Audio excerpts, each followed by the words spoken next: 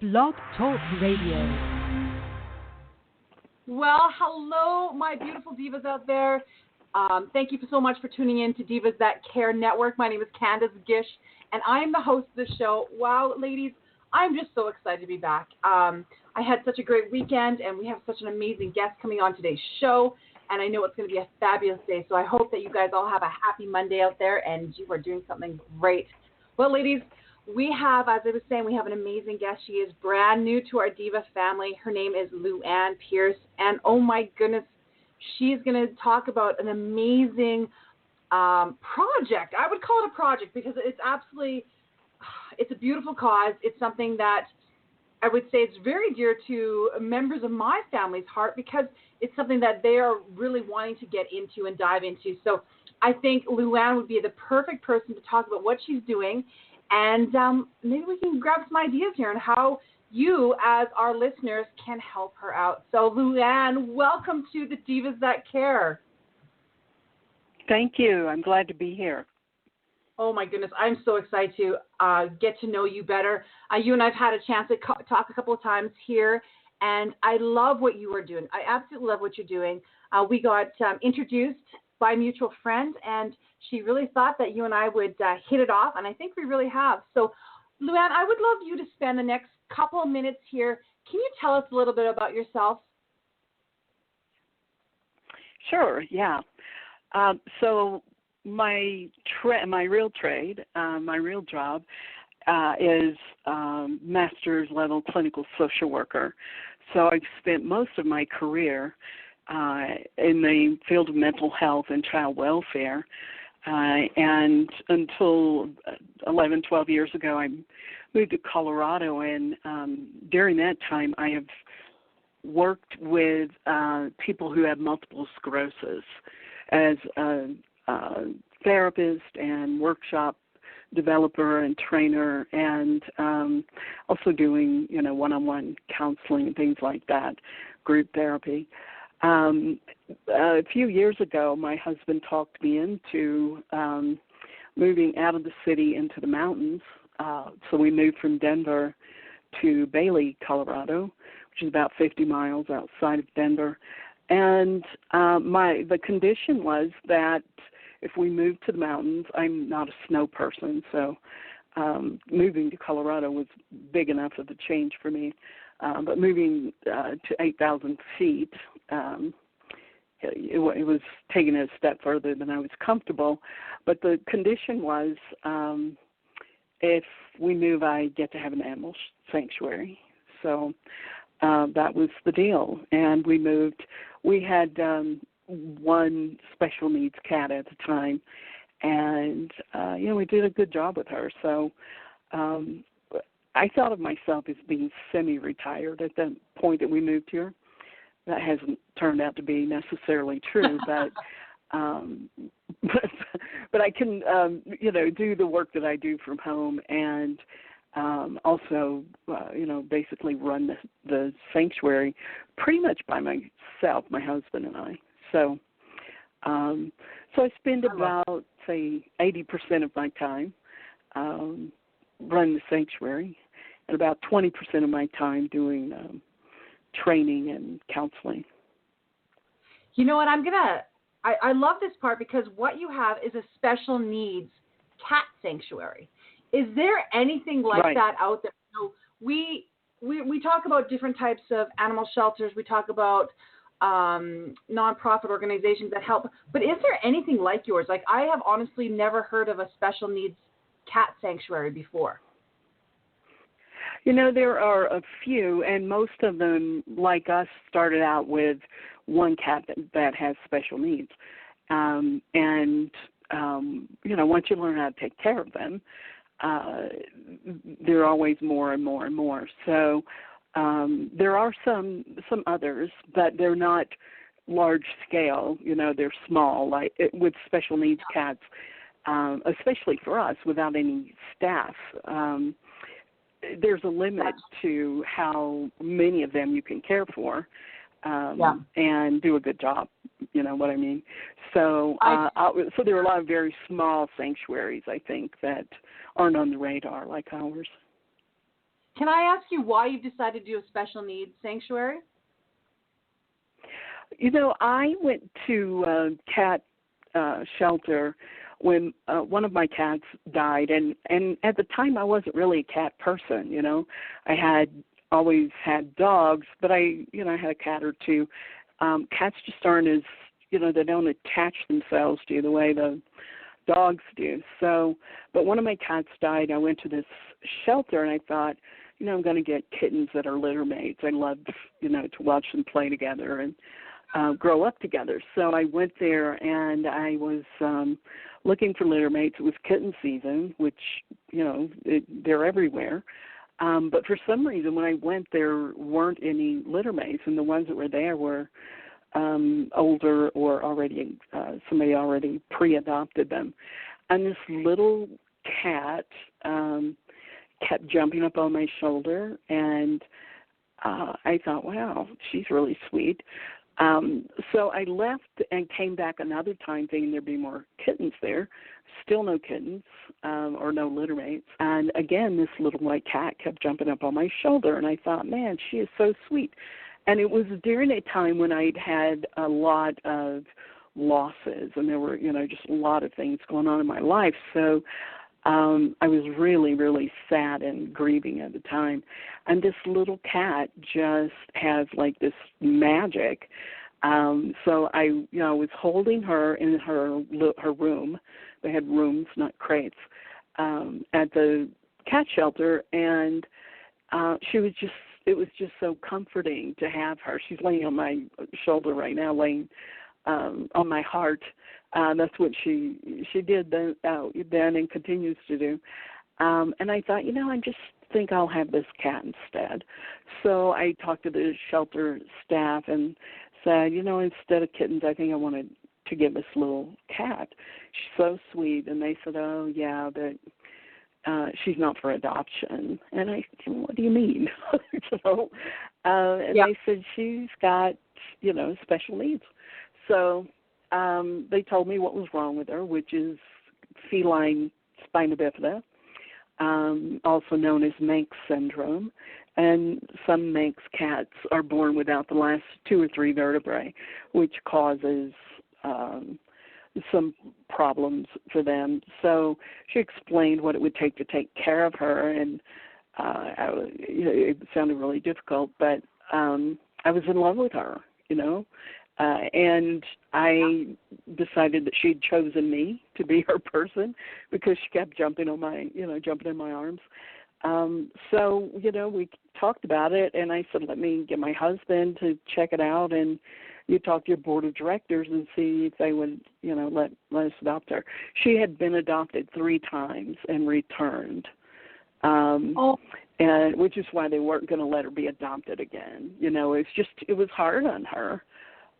She was 6 at that time. So that's how we ended up with our first special needs baby. And, once you get the hang of it, it wasn't that bad. So when my 18-year-old cat died, I said, I think we should do another one with special needs, and it turned into a sanctuary. It turned into a sanctuary. And this is amazing because, I would be honest, a lot of people would not have thought to do something like that.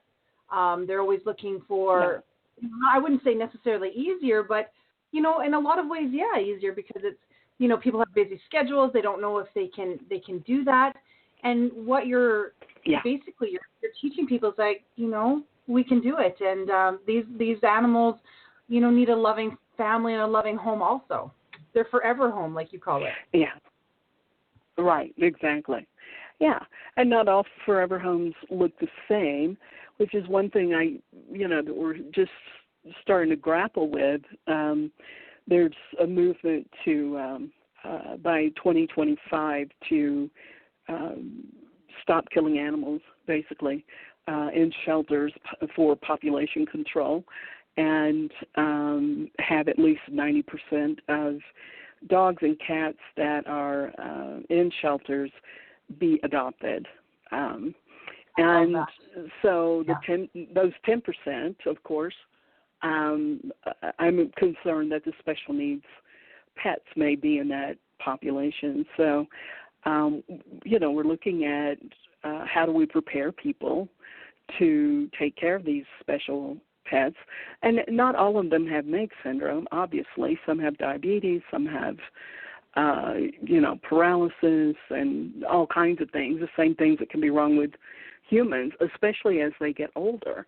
A lot of people don't start out with special needs pets, but as they age, they may develop, special needs. And so, a lot of times they end up at shelters either because they outlive their human and the family won't take care of them, or they, the human can't take care of them, so they end up taking them back. Luann, I'm going to ask you something then. So you're finding that a lot of these families have had these animals and then they're actually giving them up now? A lot of cats and dogs are returned to the shelter or rehomed, and sometimes it's life circumstances. Things change.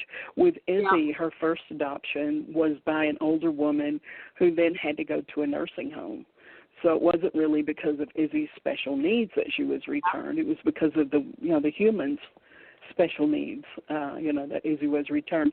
But many times, especially with special needs cats, they are returned for what are considered behavior problems. And for those that have litter box problems, the return rate is very high, and the rate of euthanasia for those cats is also very high. People don't, and nobody, wants the smell of cat urine in their house. I don't want it in my house either. You really have to figure out what to do about that, and how to take care of them so that that's not an issue. And this is a big undertaking that you're doing, and it's kind of, you have a movement that you're starting. Is that correct? I am, because I am concerned about the role of special needs pets in the no-kill movement, as it's called, to make sure 90% of animals in shelters have homes. That 10%. Our special needs pets are obviously going to be high risk for not making the cut, because there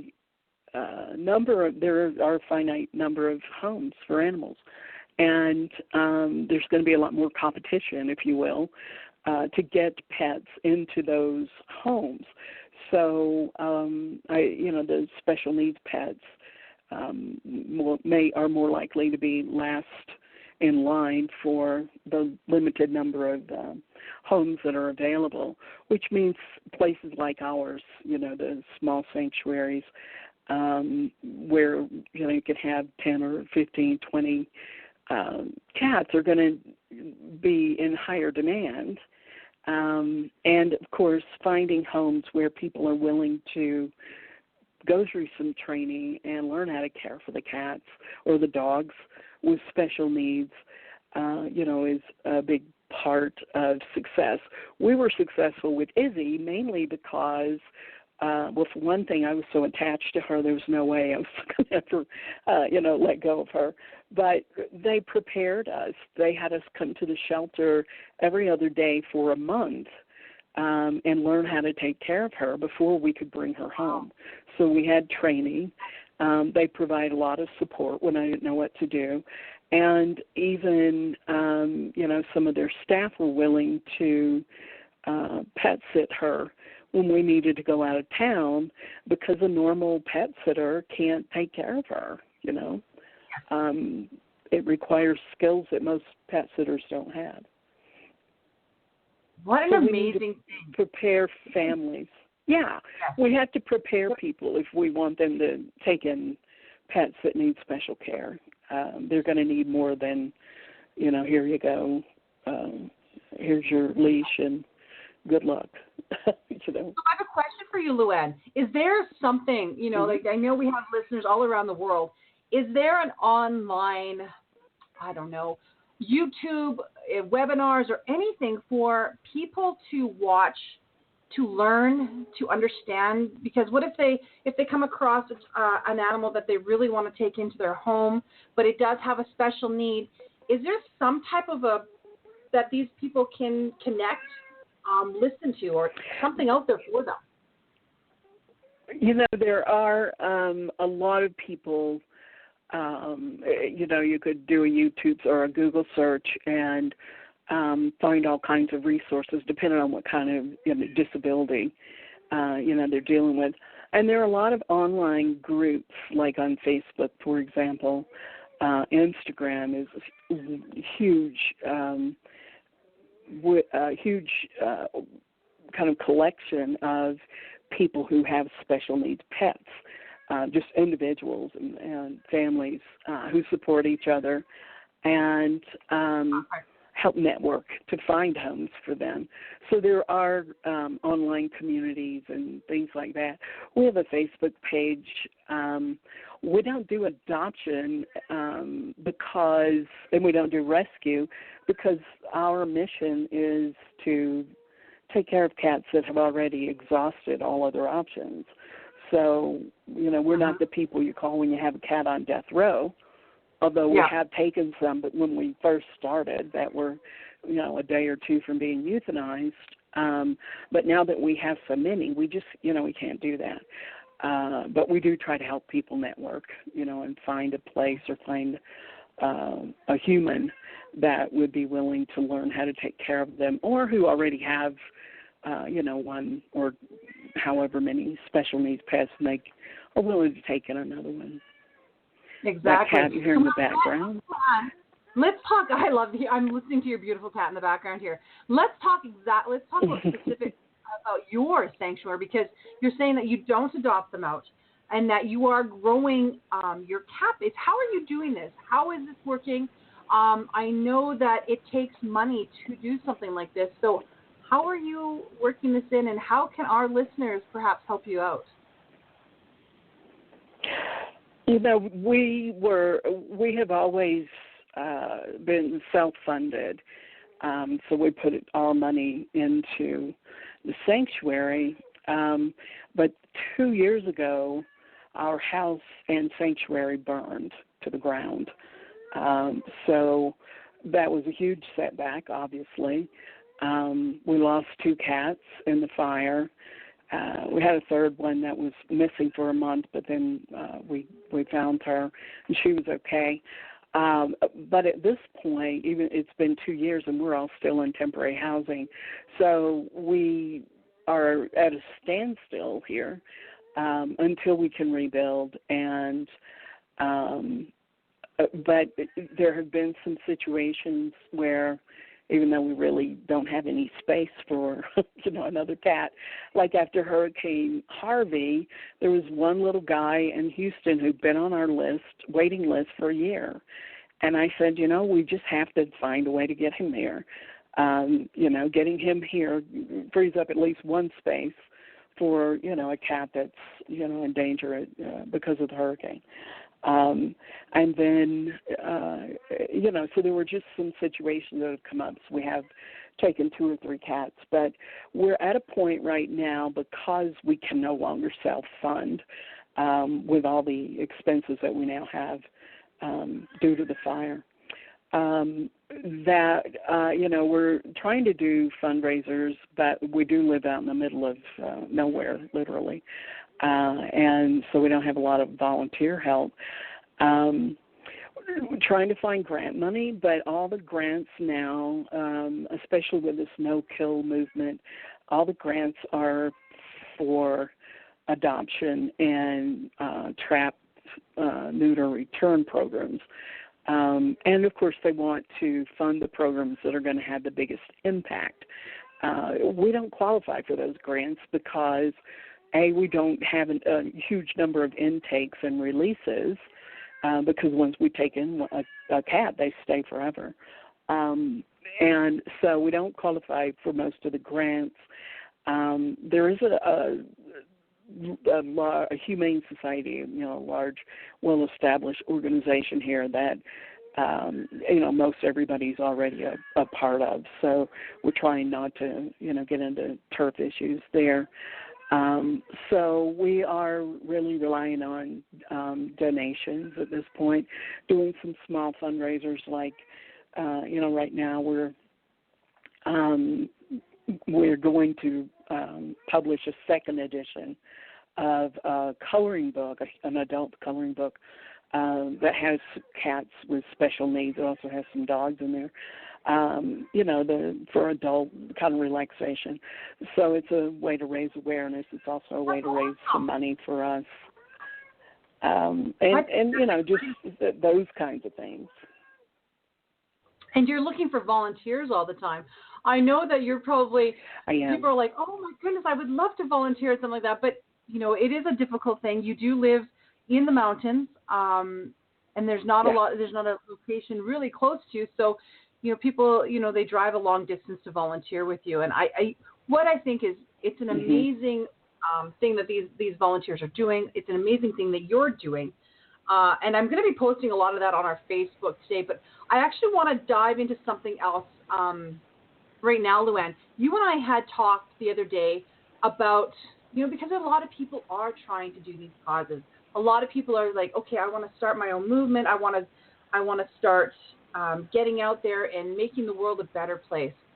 You and I had talked about that, and you had some really great ideas in regards to, okay, why not work with somebody else? Sometimes it's hard to get an organization out there and running. As you were saying, you have to do a lot of fundraising. You have to look for donations. How can people join forces in their quest for having these causes? Yeah, that's a great question. Partnerships, of course, are really important. And in the U.S., our tax system's complicated. In order to be considered a nonprofit, a charitable organization, you go through a process. It's really just paperwork. And once you get that established, in the past, people could make donations and they were tax deductible and all that. Some of the changes to the tax laws here have really hampered that, in that a lot of people who would be writing off their donations as tax deductible will no longer be doing that. So that's going to hurt charities in a big way. So what a lot of nonprofits are doing, certainly partnering with others when people are of like mind, but also many nonprofits are starting what basically is a side business, if you will, that generates income for the nonprofit because raising money is so time-consuming. And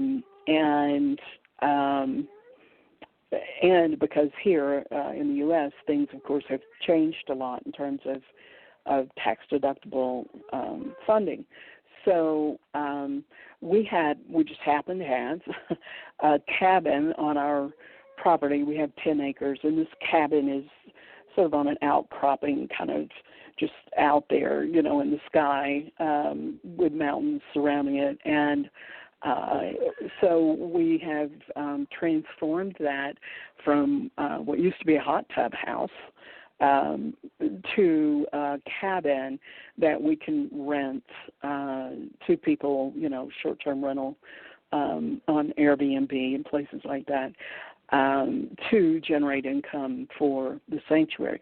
Not nearly enough, to run the sanctuary, but, it covers some of the expenses. So we're looking at other ways that we can spend our time more wisely, instead of looking for grants that we're not likely, to be successful, in winning. We're looking for other ways to generate income that doesn't involve traditional fundraising. And Luann, we do this all the time too, because I know that we've had a lot of amazing guests on our show, And they actually say the same thing, is that they're the ones that have funded these passions, these dreams. And I know with the Divas That Care Network, I myself, I funded the program for the last 8 years. It's because we have this passion and this belief in the things that we're doing, so we're willing to do that. And it is amazing. Right. And I salute you and all the amazing women out there that do that, because that's what it is. We're funding our passions because we know that what we're doing is wonderful and we're going to help others. So I definitely want to tell the ladies there, Lou-Anne, I want to know how our listeners can get a hold of you, because we're going to be wrapping up our show here, and I want them to be able to connect with you, in regards to your cat sanctuary, but also because you do, as you mentioned in the beginning of our program, there is other things that you do also. So how can our listeners get a hold of you? Well, first of all, we have a website, and the name of our sanctuary is Colorado Companion Animal Sanctuary. The website, the easiest way to get to the website is specialneedscatsrock.com. So special needs, plural, cats, plural, rock, specialneedscatsrock.com. That is also the name of our Facebook page and our Instagram account. So you can certainly learn more about the organization there, and always reach me through any of those accounts. And if anybody wants to be, if you have a special needs cat and you want to have them in our calendar or coloring book, now's the time to submit those entries. We have about a week left for that. So, that's the best way to find out more about us. And really right now our main push to get funding for the cats is sponsors. So people can sponsor one of our cats for $50 a month or even $10 a month. Any amount. It takes over $4,000 a year per cat for us to take care of them. So sponsorships are one of the main ways that we're going to be able to do that. And we're also, unfortunately, at a point where we are now having to ask for a sizable donation for new cats that are coming into the sanctuary to establish an emergency medical fund for them, so that so that they have what they need if there is an emergency. These animals can be expensive. That they can be. And, Lou-Anne, we appreciate, oh my goodness, you being a guest today. I'm going to be posting, for any of our listeners today, I'm going to be posting some of this stuff on our Facebook page. I'm going to ask Lou-Anne to post some things on our Changemakers Cafe. So if you are a member of the Changemakers Cafe, please look for that information, because, this calendar and this coloring book, that would be such a fantastic thing to, either if you've got an animal to be a part of that, but even to pass it on. And perhaps if you have this all ready for Christmas, Lou-Anne, they can buy it and send it as a Christmas gift to one of their friends and family. So this is fantastic. Right. We're also taking pre-publication sales orders now as well. So all of that, yes, definitely. We'll definitely post that on all of our social media stuff. Lou-Anne, oh my goodness, thank you so much for sharing with us today about your special needs cat sanctuary. I just loved it. My children, my divas, are absolute cat fanatics. So we've also been taking in cats in our home. So when I heard about your story, I knew I had to have you on our show. So please, I want to thank you very much for being my guest, and I hope that you're able to come on again sometime soon. Thank you so much. I appreciate it.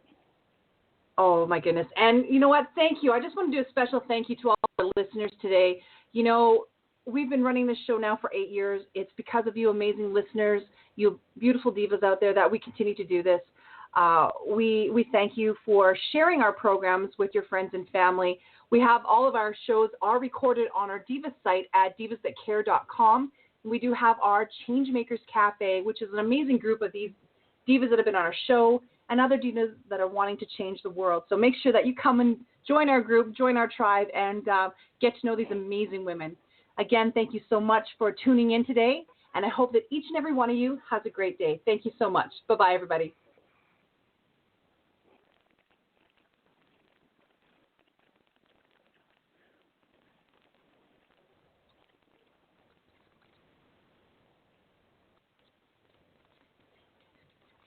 There's a quiet power living in Alberta right now.